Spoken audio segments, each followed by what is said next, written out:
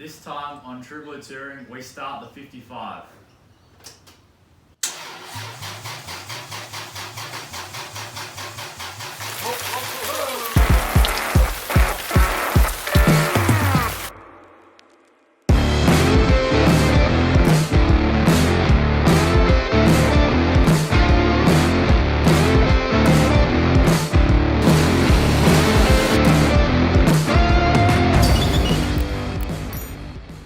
Before finishing off the bodywork, we decided to get everything fit up and take the 55 for its first drive in use. The first thing we had to get right was the wiring loom.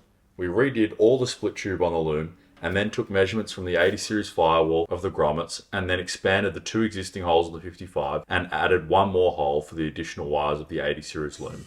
Trying to keep as much 80 series as possible, I modified the dash cluster and made some brackets to squeeze it into the 55 dash. Next was the tedious job of trying to convert various 55 switches to the 80 series loom. Headlights, indicators, ignition switch, etc. After a lot of trial and error, these were all able to use the 80 series wiring. For the heater fan and wipers, it was easier just to make their own independent looms, as these were in different locations in the two cars. The ECU ended up fitting nicely above the glovebox. What at first seemed like an absurd amount of wiring for an old car, eventually was all hidden away up under the dash. We tried to use as many 80 series components in the engine bay as we could. The clutch master cylinder was able to fit without too much hassle. The brake booster was able to be reused with the help of a Ben Keen brake booster spacer. The airbox needed some modification to the supports and the silicone joiner, but was a pretty good fit. The heater tap was made to fit without much hassle. Even the washer jet bottle and coolant overflow tank fit without much modification. And both factory fuse boxes fit nicely as well. But not everything was this straightforward.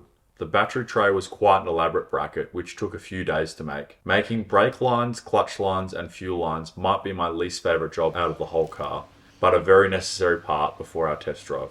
But by far the most complex bit of fabrication was making the radiator fit. We started by choosing a radiator that we thought would work. We went with an aluminium FJ55 radiator. This radiator was a close fit, but the bottom of the engine bay nose cone piece had to be modified to make it fit completely. I braced the front of it with some angle before cutting the apron.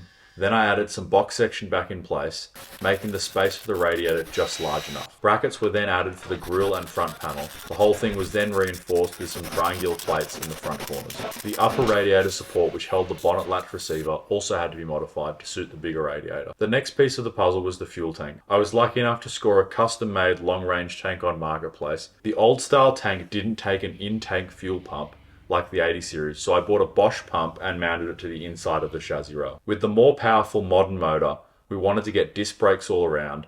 The best way to achieve this was with a late model 75 series rear diff housing, which has the exact same wheel track as the 55 and also the handbrake mechanism built in. The only modification we had to do to make this work was weld on new leaf spring perches. We couldn't get new 55 series leaf springs, but found out that if you move the rear leaf spring hanger back about 250mm, 75 series suspension would fit all around. We mixed and matched a few drive shaft bits and then bled the brakes before it was time to start it up and take it for its first drive in a long time. What you're seeing is the result of one loose fuel line pumping petrol all over the ground. Once we fixed this up, we were away.